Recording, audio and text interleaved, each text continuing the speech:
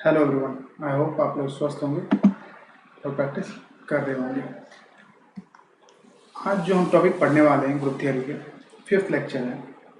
आज group theory के जो टॉपिक पढ़ने वाले हैं वो मोस्ट इम्पोर्टेंट है। पूरे पूरे ग्रुप थियरी में हम अच्छे से यूज़ करते हैं इसका, मतलब भरपूर मात्रा में है पूरे पूरे ग्रुप थियरी। क्या है वो? पहला है हमारा आइलर्स 5 फंक्शन।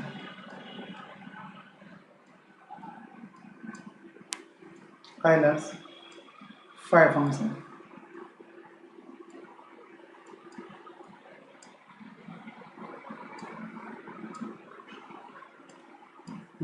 इसके बाद हम पढ़ेंगे टॉप फंक्शन के बारे में और फिर पढ़ेंगे सिग्मा फंक्शन।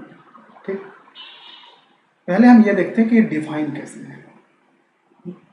ये जो डिफाइन है वो नेचुरल नंबर से नेचुरल नंबर है। डोमेन और कोडोमेन इससे क्या है? Natural number. तो हम लिख सकते हैं 5 सच that natural number to natural number and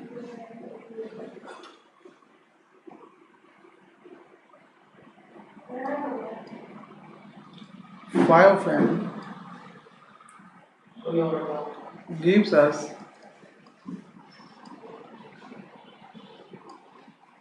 the number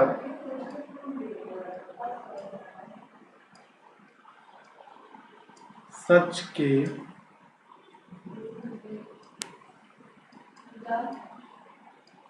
satisfying 1 less than equal to k less than equal to n and GCD of k comma n is equal to 1। अगर आप लिखना चाहें तो आप लिख सकते हो कि that is the number 5 of n is the number of positive integers less than or equal to n such that are co-prime to n। ठीक है, GCD इसका 1 है तो इसको को-प्राइम भी कहते हैं। ठीक है, ये हमने पहले देख रखा है। पहले के लेक्चर में आप जाके देख सकते हो कि इस सब के बारे में ये क्या है, GCD का डेफिनेशन, को-प्राइम क्या होता है, ये सब मैंने बता रखा है। अब एग्जाम्पल के तौर पे 5 of 10 ले अगर हम, तो हम इसको कैसे फाइंड करेंगे? मतलब 1 से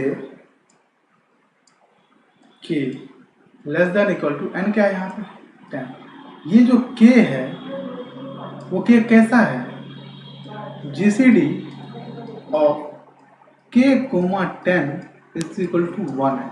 मतलब इस 10 के पास जो है 10 के साथ को प्राइम है, ऐसा k हमें फाइंड करना है। लेकिन वो या तो 1 होगी और 1 से बड़ी होगी। तो ऑब्वियस बात है 1 तो होगी जो कि को प्राइम है, तो एक हो गया 1। ठीक, दूसरा कौन सा है?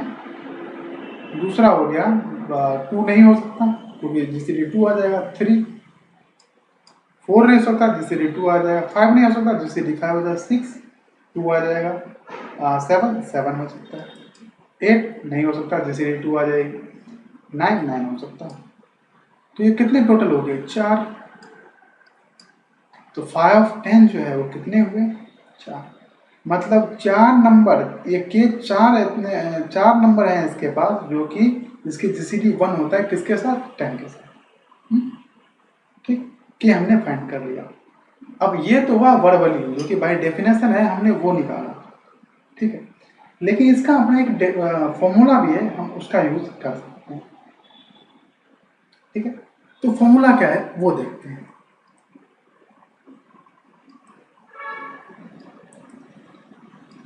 ऐसे तो हम निकालते रहे नहीं रहेंगे ना कि GCD निकालते जा रहे हैं। नंबर थियरी पढ़ने तो कुछ तो ट्रिक मिले हमें। तो इसका फॉर्मूला है, आप लोग पहले भी शायद पढ़े हो, 5 of n is equal to, उससे पहले हमें n के बारे में पता होना चाहिए। n दिखेगा कैसे, पहले तो ये पता हो ना।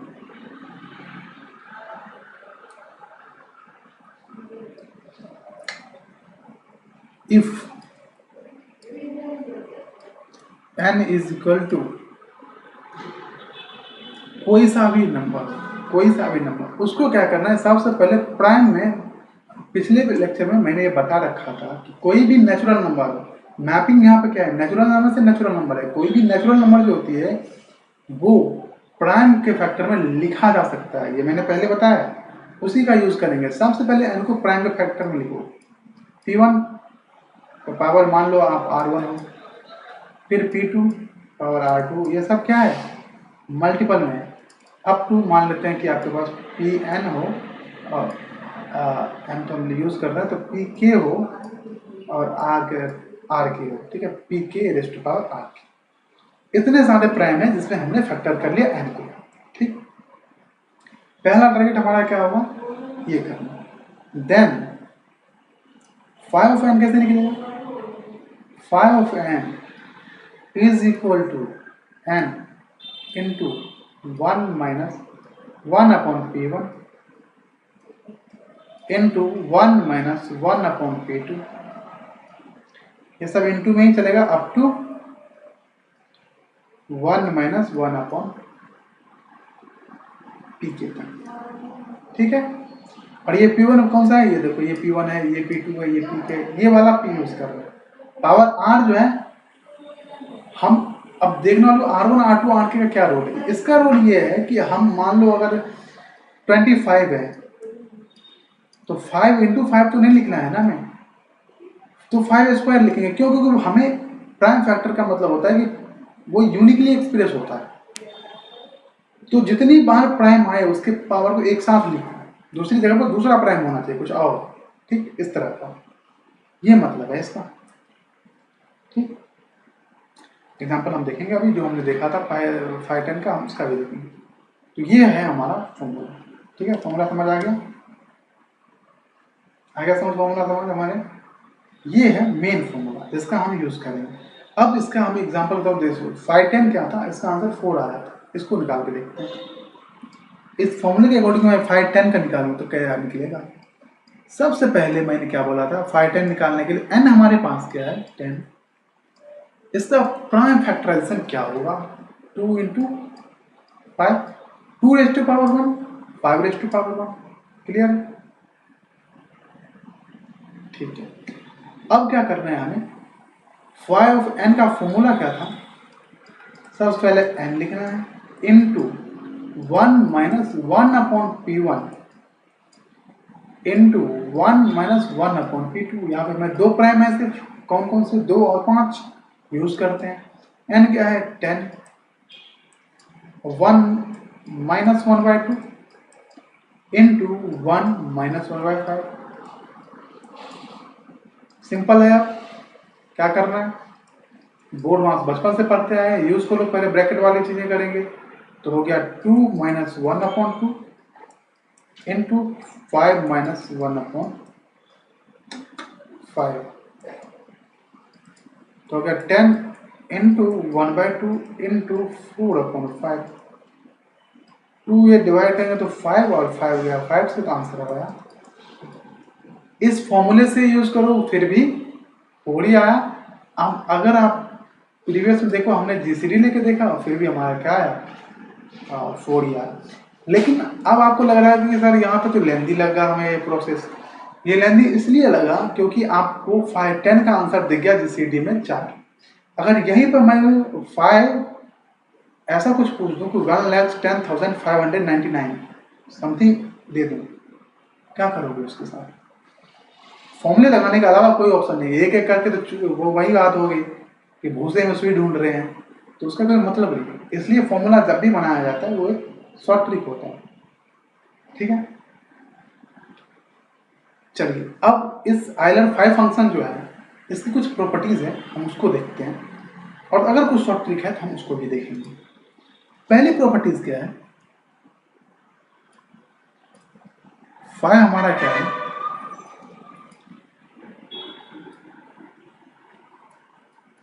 मल्टीप्लिकेटिव फंक्शन है।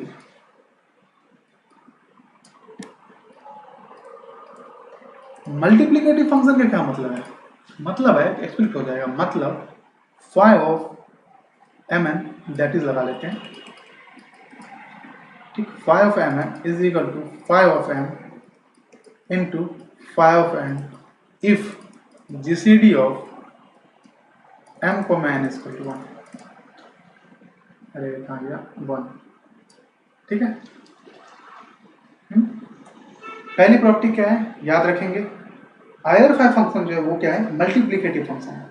क्लियर है। इसी से रिलेटेड मैंने क्वेश्चन पूछा था शायद, फाई में टाउ फंक्शन था उस पर देखेंगे कि वो उसके बारे में चर्चा करेंगे। ग्रुप में जो आंसर आया है क्या रहा, क्या आंसर होगा उसका। ठीक। दूसरा ये है कि अगर फाई ट्रिक है ये एक ही प्राइम के पावर में हो, जैसे 25 था 25, इसको हमने 5 स्क्वायर लिख सकते हैं। तो इसका फॉर्मूला क्या है, इसका शॉर्ट ट्रिक क्या है? शॉर्ट ट्रिक ये है कि आप इसको सिंपल तरीके से ऐसे लिखो, पी एन में से 1 को माइनस करो, p raise to power n minus 1 into p minus 1। ये शॉर्ट ट्रिक कहीं नया नहीं आया है, ये कैसे बना ये देखो। ये फॉर्मूला क्या था हमारा, n into 1 minus 1 upon P. Clear है। लेकिन n जो है हमारा वो क्या है, p के पावर n के फॉर्म में है। हम यहाँ पे लिख रहे हैं p के पावर n के फॉर्म, और यहाँ पे हो जाएगा p minus 1 upon P, LCM लेके सब्ट्रैक्ट करेंगे तो ये आएगा, और ये जब इसके साथ जाएगा तो p raise to power n minus 1 into p minus 1। यहाँ से ये आ रहा है, ये तो क्लियर दिख रहा होगा आपको है। तो ये ट्रिक है, कह सकते हो। अगर ज़्यादा बोझ नहीं पालना है सर पे तो याद करने की जरूरत नहीं है, सिंपल है, इसका यूज़ कर लेंगे, हमें पता है, बात खत्म। ठीक। तो ये कर सकते हो आप, बता दे रहा हूँ। अगर किन्हीं की याददाश्त अच्छी हो, जिनको याद होती है, वो ये यूज़ कर सकते हैं। ठीक है। तो ये हुआ हमारा दूसरा प्रॉपर्टी। हाँ, लेकिन p क्या है, p इज प्राइम। p का मतलब प्राइम होता है, अंडरस्टूड होना चाहिए। नहीं है चलो लिख दिया करूँगा, अगर नहीं लिखूँ बाय मिस्टेक मैं भूल जाऊँ तो मान के चलना कि वो p जो है वो प्राइम ही है। ठीक है, रिजर्व है अपना p प्राइम के लिए। ठीक है। अब similarly phi of 10 raise to power n, इसका भी मैं बता देता हूँ, 4 into 10 raise to power n minus 1 होता है। ठीक। एग्जाम्पल के तौर पे ये भी इसी से बना हुआ है, करके देखोगे आ जाएगा। फाई ऑफ 10 देखा था हमने, इसकी वैल्यू होगी 4, क्योंकि n यहाँ पर क्या है 1, तो n 1 माइनस 1 0, पावर किसी का भी पावर 0 होता है तो वो 1 होता है, तो 4 इंटू 1 इक्वल टू 4 आ गया आंसर। ये ट्रिक काम करेगा इस फॉर्म में। मान लो कभी ऐसा आ जाए कि 10,000 आ गया, 10,000, तो वहां पे आप आंख बंद करके कह दोगे 4,000 होगा भाई। इस पॉइंट पे ट्रिक काम कर जाएगा। ठीक है। चलिए, अब जो मोस्ट है, जो हर अधिकांश टाइम पे यूज होगा, जब भी ग्रुप थ्योरी हम प्राइम के बारे में बात करेंगे, आप वैसे जानते हैं प्राइम साइकिल होता है, वो सब आगे हम देखेंगे। लेकिन जब भी उसकी ऑर्डर की बात करते हैं तो वहां पे एलिमेंट जब भी निकालोगे तो 5p लगाओगे, p माइनस 1 बोल दोगे। 5p क्या होता है, p माइनस 1, और ये सिर्फ इफ एंड ओनली इफ पे है। ये तो प्राइम में, ये तो पता ही होगा आपका। तो जब भी p प्राइम आए तो फाई ऑफ p आपका p माइनस 1 होगा। अगर फाई ऑफ p अगर p माइनस 1 है तो इसका मतलब है कि p क्या है, प्राइम है। क्लियर।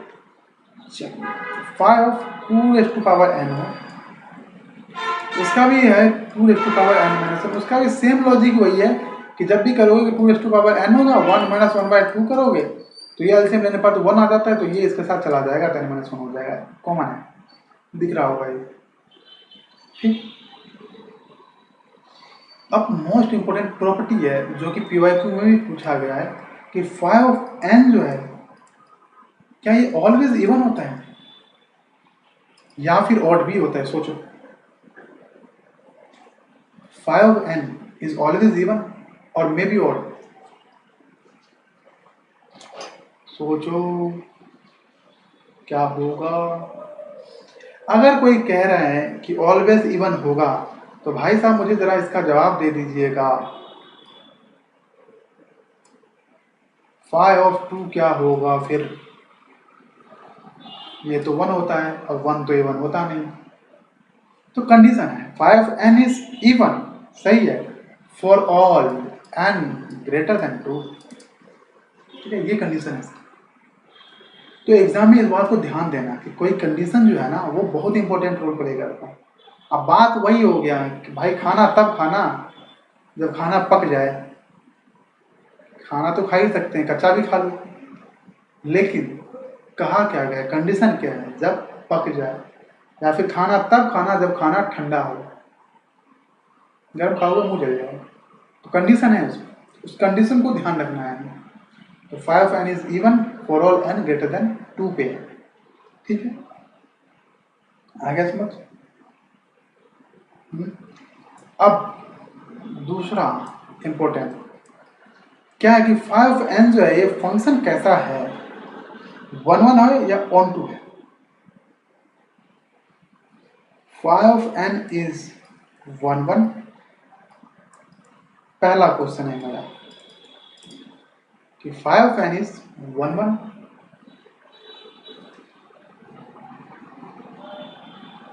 हाँ या ना, सही बात है। 1 1 तो नहीं है। 1 1 क्यों नहीं है, ये सोचने वाली बात है।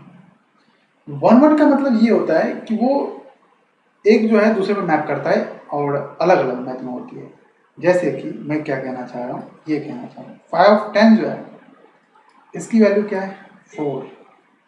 5 12 है, इसकी वैल्यू क्या है 4। निकाल के देखना 4 ही है। ठीक है, ये जो दोनों है ना इसकी इमेज क्या है, सेम है, लेकिन ये दोनों क्या है 10 और 12 अलग है। तो नेचुरल नंबर से नेचुरल नंबर पे मैपिंग तो कर गया, लेकिन 10 और 12 होते डिफरेंट हैं, लेकिन मैप वो सेम ही वैल्यू कर रहा है। इसीलिए 5n इज नेवर 1 1। ठीक है, अब आते हैं ऑन टू पे।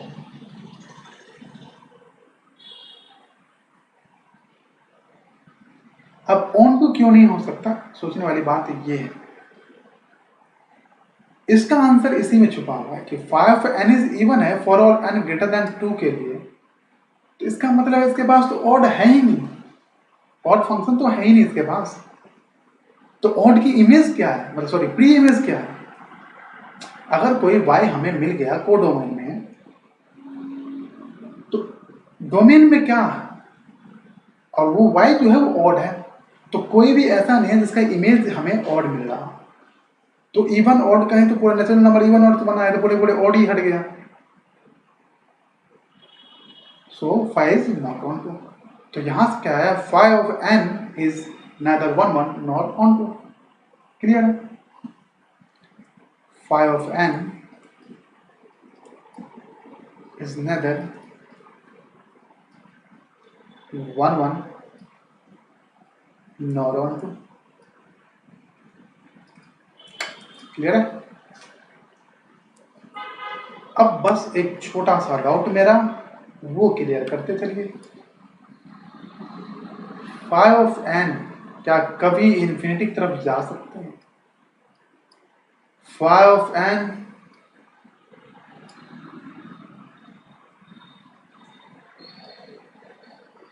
goes to infinity, यस या नो। जा सकता है, कब, as n tends to infinity। As n tends to infinity, जब n इंफिनिटी की तरफ जाएगा तो 5 ऑफ n जो है क्या है इंफिनिटी की तरफ अप्रोच करेगा। नेचुरल नंबर है ना, और रुकेगा कहाँ। ठीक,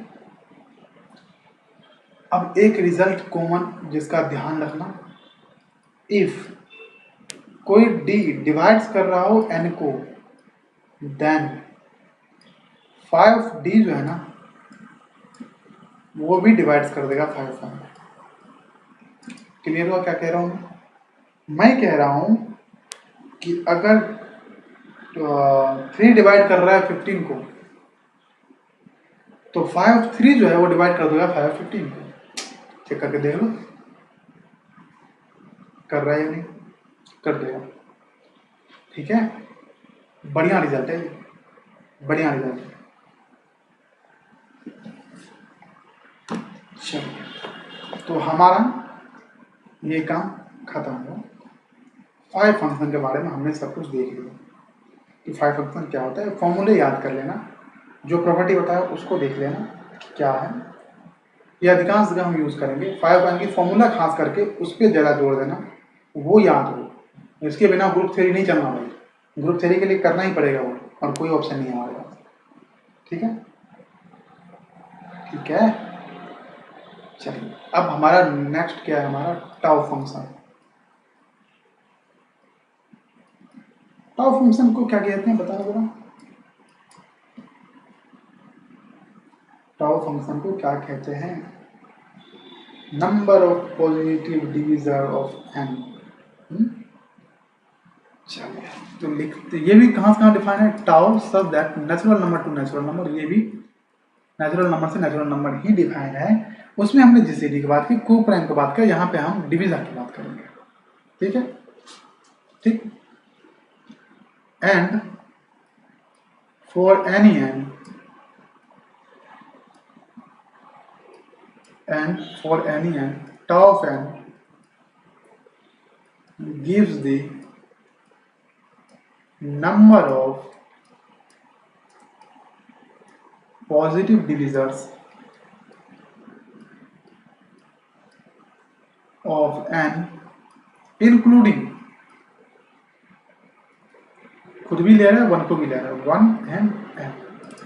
क्लियर है, क्लियर है। अगर मैं ये कहूं फॉर एग्जाम्पल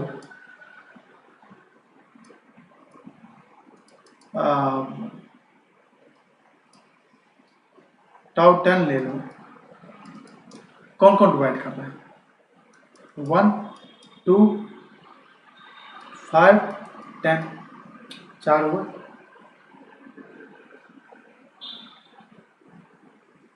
4 डिवाइड कर रहा है ना, तो इसका आंसर क्या होगा, 4। ठीक है, हम बस ये करते हैं। अब ये भी देखो, ये भी देखने में लग रहा है हम तो ढूंढ ही सकते हैं ना। अब मैं टाउ लेकर दे रहा हूँ, फिर से वही 1,10,599, क्या कर लोगे, कैसे ढूंढोगे। इसका भी फॉर्मूला है, हम फॉर्मूला देख लेते हैं पहले, फिर इसकी प्रॉपर्टीज देखते रहेंगे हम अपना।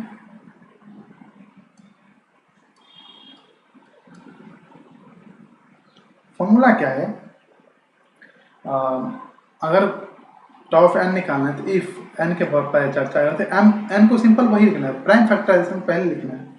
तो कुछ ऐसे ही होगा, P1 r raised to power R1 into P2 raised to power R2 up to Pk raised to power R के। देन टाउ ऑफ एन क्या है, टाउ ऑफ एन होगा कि जितने भी ये पावर है ना, यहाँ पे इस पावर का यूज होगा, R1 इसके साथ +1 कर दो, फिर मल्टीप्लाई कर लो, R2 +1 कर लो, अप टू, ऐसे सबको मल्टीप्लाई करेंगे हम R के +1। यही फॉर्मूला है। ठीक है, अब देखो हमने क्या निकाला था, टाउ 10 का, तो टाउ 10 का देखो, 10 का क्या होगा, 2 raised to power 1 into 5 raised to power 1। तो R1 क्या है, 1, तो 1 + 1 इंटू R2 क्या है, 1, तो 1 + 1, 2 इंटू 2 इज इक्वल टू 4। सही है, सही है। तो ये है हमारा टाउ फंक्शन, जो कि डिवीजर की बात करता है। कोई भी नंबर, कितना भी नंबर आ जाए हमारे पास और पूछ ले कि बताओ इस नंबर को कितने ऐसे नंबर होंगे जो डिवाइड करेगा, हम इस फॉर्मूला का यूज करके हम बता सकते हैं कि इतने नंबर हैं जो डिवाइड करेगा। क्लियर। चलिए इसकी हम कुछ प्रॉपर्टीज देख लेते हैं। पहली properties, same, tau of n is a multiplicative function.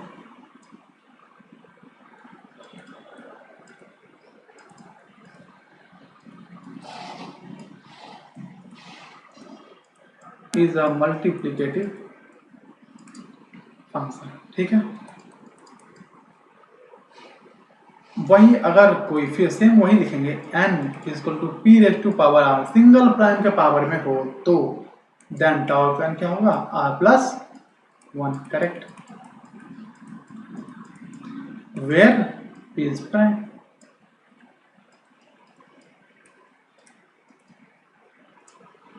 सही है। चलिए फॉर्मूला हो गया। अब एक बात ध्यान देने वाली बात है, यहां से कुछ ऑब्जर्व कर रहे हो, n अगर p के पावर r है, मैं ये कह रहा हूं कि n कुछ और नहीं है, सिर्फ p ही है, तो प्राइम का प्राइम फैक्टराइजेशन तो खुद होगा। तो यहां से निकल के आता है कि इफ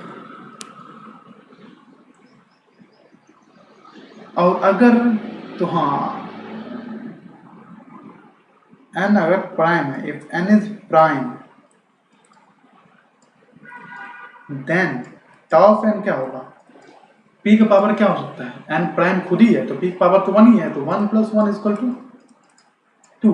तो यहां से हम कन्वर्ट जा सकते हैं क्या, अगर टाउ ऑफ n जो है वो 2 है, इसका मतलब है 1 तो भाई फॉर्मूले के अकॉर्डिंग है, यहाँ पे 1 है तो पावर 1 है, तो वो कुछ और नहीं हो सकता, वो प्राइम ही होगा।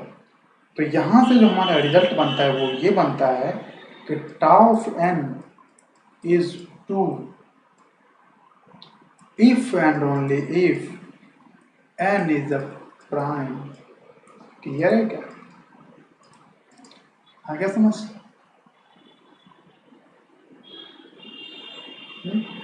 सिमिलरली यहां से एक प्रॉपर्टी है कि tau of n is odd if and only if n is a perfect square। Clearly दिख रहा होगा ये, if and only if n is a perfect square। अगर किसी को डाउट हो कमेंट कर सकता है, कोई दिक्कत नहीं है, मैं नेक्स्ट लेक्चर में बता दूंगा क्या हो रहा है। ठीक है,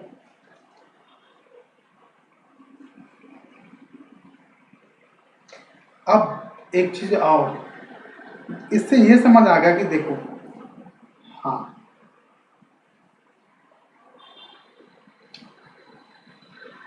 फिर टाउ जो है ना, tau is not monotonic, monotonic नहीं होता।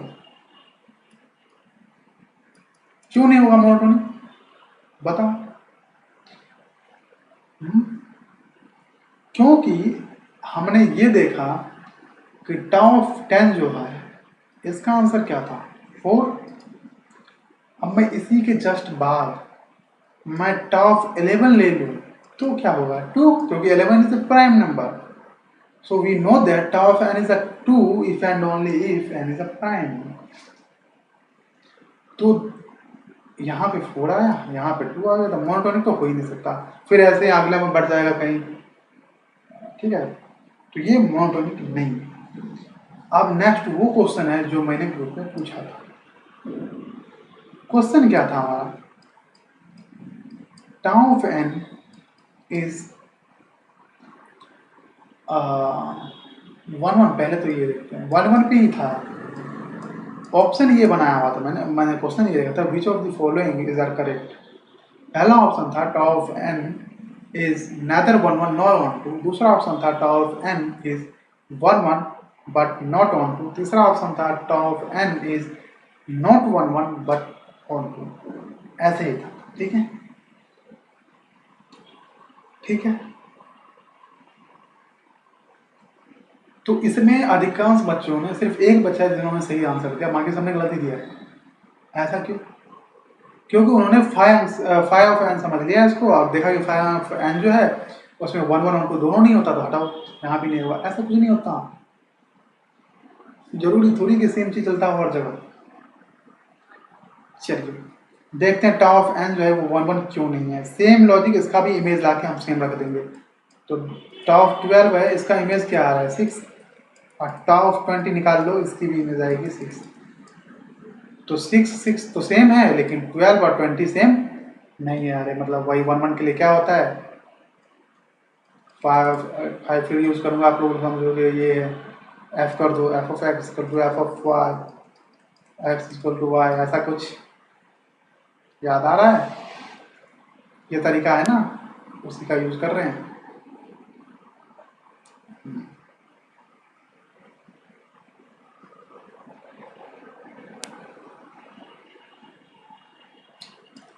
ठीक है, तो यहाँ पे क्लियरली दिख गया हमें कि tau of n is not 1 1। सही है। अब यहाँ तो ठीक है कि टाउ ऑफ एन जो है 1 1 नहीं है, लेकिन tau of n is onto, इस पे क्या कमेंट करोगे? टाउ ऑफ एन जो है वो ऑन टू है या नहीं?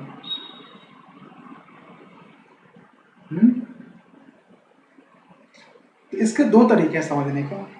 एक तरीका जो है वो थोड़ा सा कॉम्प्लिकेटेड है, दूसरा तरीका आसान है। तो पहला तरीका तो ये है कि आप कुछ भी चूज कर लो ऐसा, for any Y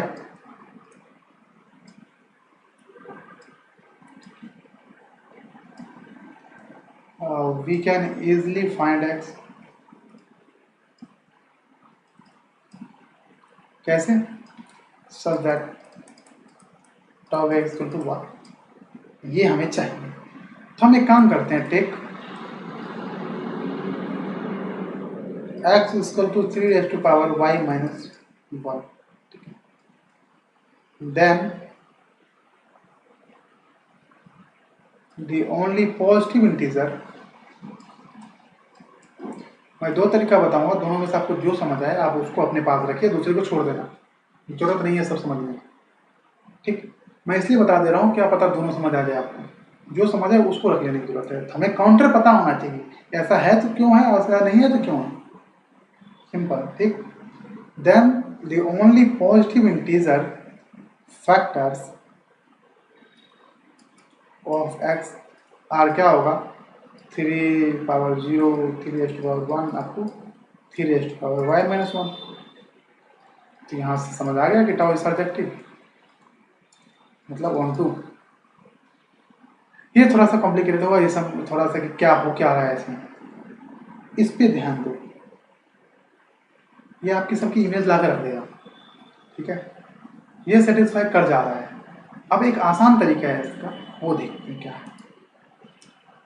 tau of N जो है वो ऑन टू क्यों होगा, उसका रीजन ये है कि अगर मैं ऐसे लिख दूं tau of 2 raised to power n minus 1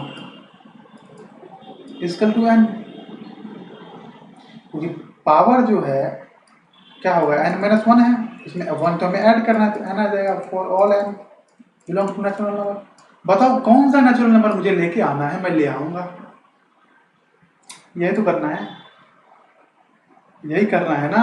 on to के लिए हर किसी का पे में ढूंढ के दे दूंगा मैं। तो जो भी नेचुरल नंबर आप बोलोगे मुझे उसका बताओ, मैं बता दूंगा क्या लेना है।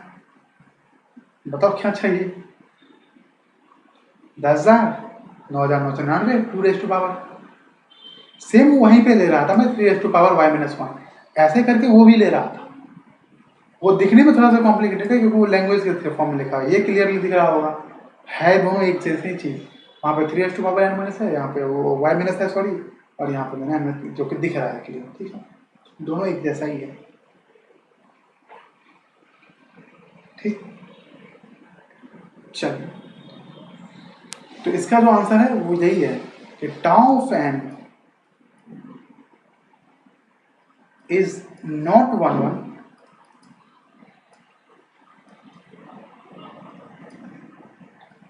But onto function.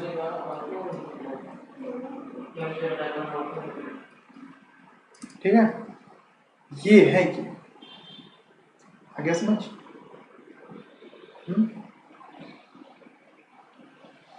चलिए, अब नेक्स्ट जो है हमारा वो देखते हैं हम सिग्मा फंक्शन।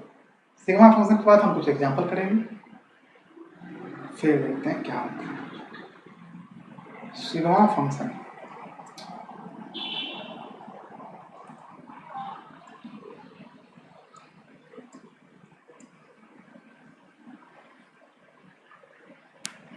जितने भी फंक्शन है सारे डिफाइन है नेचुरल नंबर पे। ठीक है, उसमें कंफ्यूजन नहीं है हमें। अब देखो ये क्या कहता है, वो जो था 5 फंक्शन वो कहता था हमें को प्राइम के बारे में बताओ कितने हैं, टाउ फंक्शन कहता है कि आप मुझे बताओ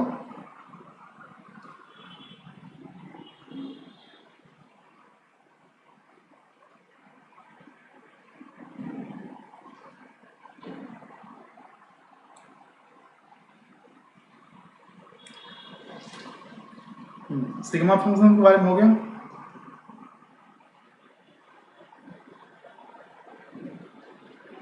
सिग्मा फंक्शन के बारे में देखते हैं। टाउ फंक्शन कहता है कि आप बताओ कि कितने डिविजर है उसके बारे में, और सिग्मा फंक्शन कहता है कि जितने भी डिविजर हैं उस सब के सम के बारे में हमें बताना है। ठीक है, तो ये सब है जो कि हमें डिस्कस करना है। तो सिग्मा फंक्शन जो है सिमिलरली क्या कहता है, ये for any n and sigma of N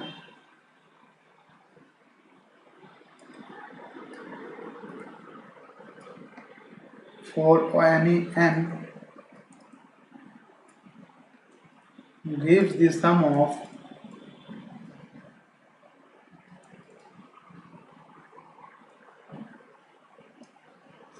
all positive divisors of n including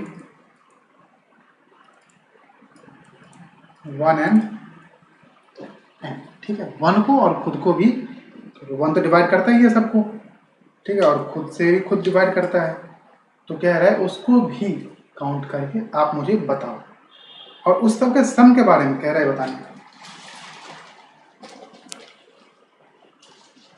ठीक है, तो ये है हमारा सिग्मा फंक्शन। देखो, हाँ, तो ये है हमारा सिग्मा फंक्शन हो रहा है। चलो एग्जाम्पल के तौर पे सिग्मा ऑफ 10, अच्छा टाउ ऑफ 10 कितना था, टाउ ऑफ 10 की वैल्यू क्या थी, टाउ ऑफ 10 की वैल्यू क्या थी 4। अब देखो सिग्मा ऑफ 10 कौन कौन डिवाइड कर रहा था, टाउ ऑफ 10 से पता चल रहा था हमें कौन कौन डिवाइड कर रहा था, 1 2 5 और 10। ठीक, ये डिवाइड कर रहा था। अब इस सबको क्या करना है हमें, पॉजिटिव डिविजर है, सबका सम करना है हमें, तो वैल्यू आ गई क्या 18। क्लियर है, तो सिग्मा ऑफ 10 की वैल्यू क्या आ गई 18। अब आपके अंदर क्वेश्चन आ रहा है कि क्या सर इसका भी कोई फॉर्मूला है, तो बिल्कुल है, चलते हैं फॉर्मूले की तरफ कि इसका फॉर्मूला क्या है।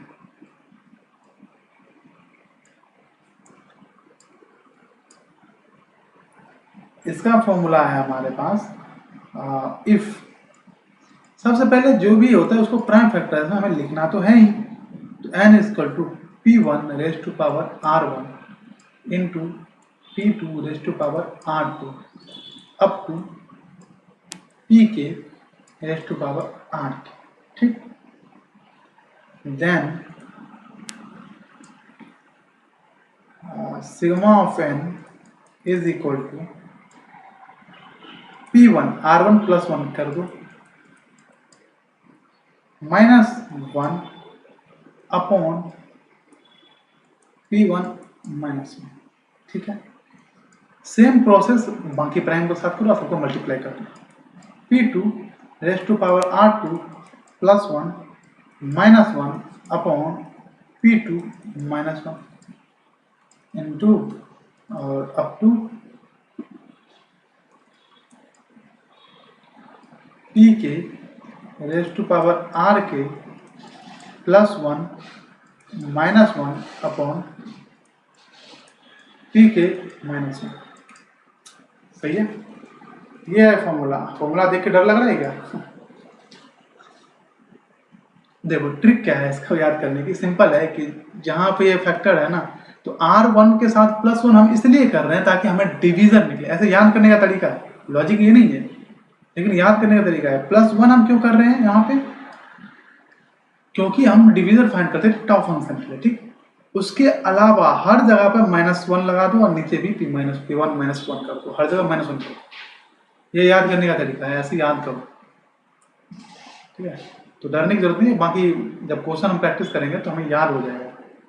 मैथ्स में ऐसे ही याद होता है, प्रैक्टिस करो क्वेश्चन तो याद होता है, या फिर कोई ट्रिक याद करो किसी तरह से याद हो। इसका याद करने का तरीका क्या है, R1 के साथ +1 करो, बाकी हर जगह -1 करो और सबको सेम मल्टीप्लाई कर दो, ठीक है। तो इससे हमारा ये याद हो जाएगा।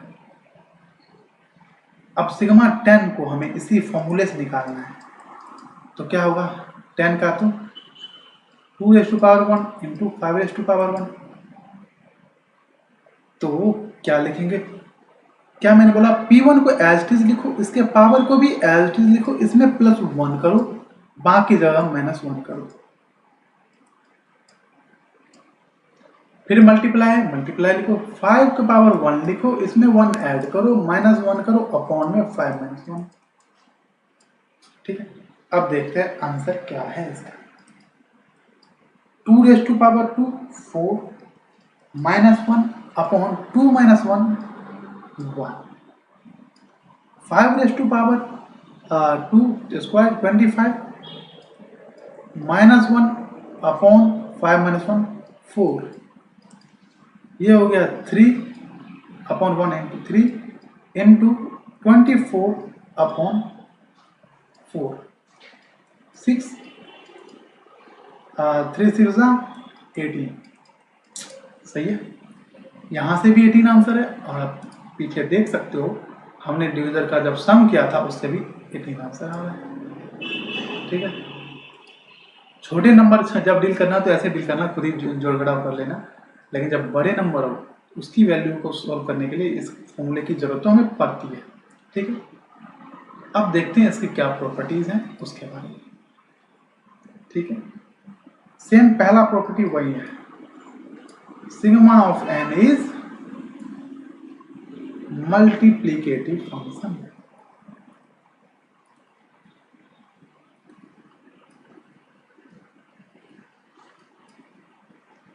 सिग्मा ऑफ n इज क्या है, मल्टीप्लिकेटिव फंक्शन, ठीक।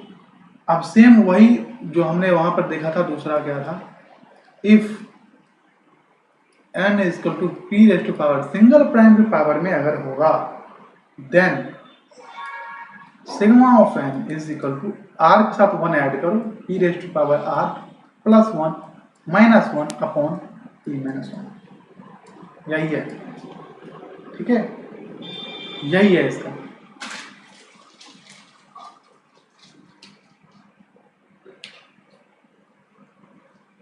चलिए